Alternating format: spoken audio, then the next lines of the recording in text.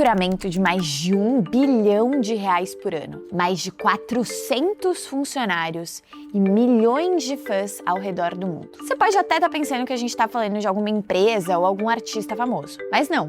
Esses números são sobre a CBF, a Confederação Brasileira de Futebol. A CBF é a dona da seleção mais popular do planeta. Além disso, ela organiza campeonatos, regula o futebol nacional e representa o Brasil mundo afora. Obviamente que com todas essas ações acontecendo em torno do futebol. Só que, se a gente olhar para a história dela com atenção, vamos perceber uma coisa. Quem manda dentro da CBF quase nunca foi só o futebol. E como você já deve ter adivinhado, sim, a política brasileira esteve lado a lado com a entidade. Desde sua criação lá em 1914, quando ainda era a Federação Brasileira de Esportes, a FBS. De pressão do governo federal, intervenção do Poder Judiciário e até uma marca de tênis, o poder sobre a nossa seleção passou e ainda passa por diferentes mãos até chegar no estado atual. No The News Explica de hoje, você vai entender como a CBF nasceu grudada na política, como ela sobrevive até hoje de crise institucional em crise institucional e como até mesmo a Nike virou por décadas uma espécie de sócia oculta da entidade que manda no futebol brasileiro.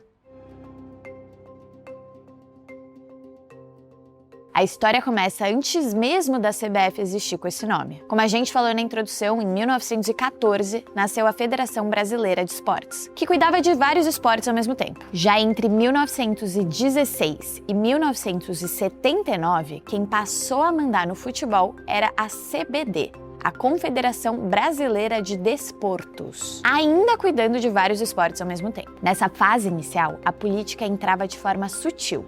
Os dirigentes eram membros da elite aristocrática e oligárquica, que usavam o esporte como uma ferramenta de prestígio e controle social. Só que o tom mudou radicalmente em 1964, com o começo do regime militar. Já no início desse período, com medo de mobilizações populares, a CBD tomou uma atitude drástica. Paralisou imediatamente todas as competições esportivas do Brasil. Quem estava no comando da CBD nessa época era o João Havelange, que anos e anos depois ficaria conhecido como o cartola mais influente da história do futebol brasileiro e mundial. Já em 1965, Havelange procurou o regime militar para pedir recursos. Ele queria dinheiro para preparar a seleção para a Copa de 66 e queria também apoio político para sua candidatura à presidência da FIFA. Anos depois, viria à tona que o governo militar desviou verba de programas sociais para bancar essa preparação e essa candidatura. Mais para frente, em 1968, o então presidente Costa e Silva avisou a Havelange que ia apostar no futebol com mais financiamento e propaganda, dias antes de assinar o AI-5, o ato mais duro do regime. Depois de Costa e Silva morrer, foi o general Garrastazu Médici, fã declarado de futebol, quem consolidou essa parceria com o Brasil campeão do mundo em 1970, o que já foi aproveitado pelo governo como instrumento de propaganda política. Em 1971, sob o governo Médici, nasceu o Campeonato Brasileiro, como conhecemos hoje. E lembra da tentativa de ser presidente da FIFA do Havelange? Em 1974, Havelange se elegeu para o cargo, muito graças ao apoio político que tinha construído. E para o seu lugar na CBD entrou o almirante Heleno Nunes, que também era presidente da Arena, no Rio de Janeiro, o partido que sustentava a ditadura. Sob o comando dele, o número de clubes da primeira divisão do Brasileirão disparou, de 40 times em 1975 para 94 em 1979. A explicação era eleitoral. Cada novo time incluído representava um governador ou um político local agradecido. Com Havelange ainda na presidência da FIFA, quem assumiu o comando do futebol brasileiro depois de uma sucessão de dirigentes foi Ricardo Teixeira, genro de Havelange, que ficou na cadeira de 1989 a 2012. O período de Teixeira teve títulos importantes, como os mundiais de 1994 e 2002. Mas também foi marcado por denúncias de corrupção que se arrastam por décadas. Em 2012, viriam à tona documentos da Justiça Suíça confirmando que Havelange e Teixeira receberam uma propina milionária do ISL, a empresa de marketing esportivo que geria os direitos da Copa do Mundo.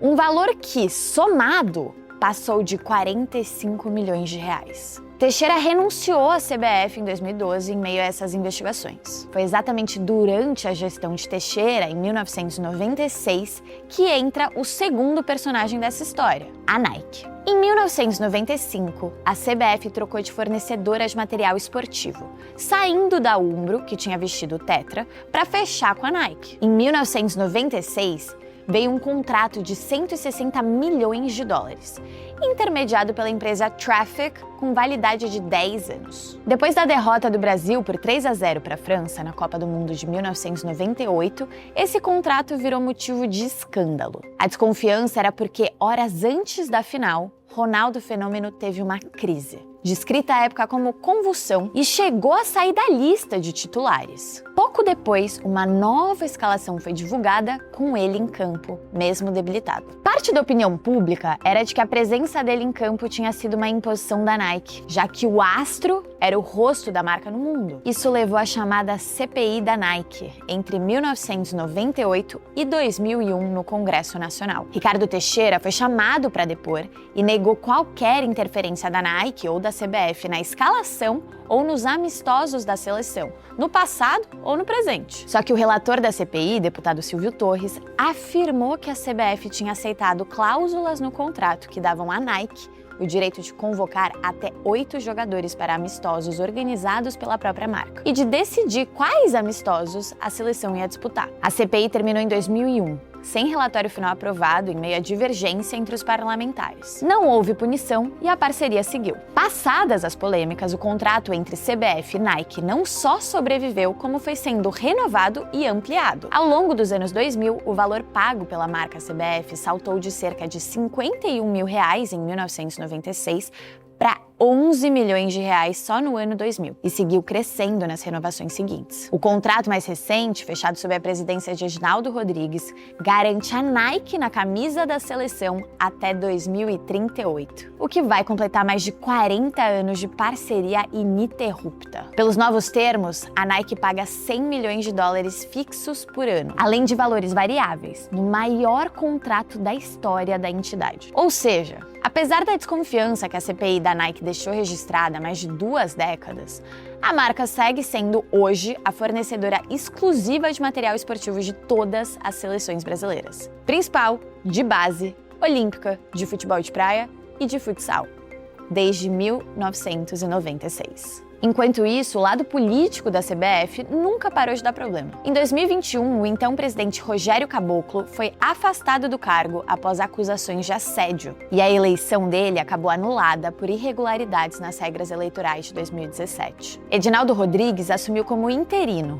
Em 2022, foi eleito formalmente presidente depois de fechar um acordo, um termo de ajustamento de conduta, com o Ministério Público do Rio de Janeiro. Só que, em dezembro de 2023, a Justiça do Rio considerou esse acordo irregular, destituiu Edinaldo do cargo e nomeou o presidente do STJD como interventor da entidade. Nesse episódio, tanto a FIFA quanto a Conmebol se posicionaram a favor de Edinaldo e ameaçaram excluir seleções e clubes brasileiros de competições internacionais caso o interventor nomeado pela Justiça brasileira assumisse de fato o comando. Em janeiro de 2024, o ministro Gilmar Mendes, do STF, derrubou em decisão individual a destituição e recolocou Edinaldo na presidência. Decisão que ficaria valendo até a homologação de um acordo final entre as partes, em 2025. Reconduzido, Edinaldo foi reeleito em março de 2025, sem concorrentes, com 100% dos votos. Depois de ter aumentado os salários dos presidentes de federação em 330% desde 2021.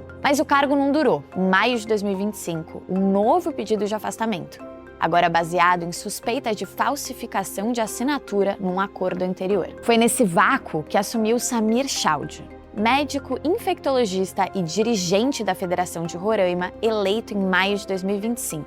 Numa chapa única, que mesmo assim não teve apoio unânime. A Federação Paulista e um grupo de 20 clubes boicotaram a eleição.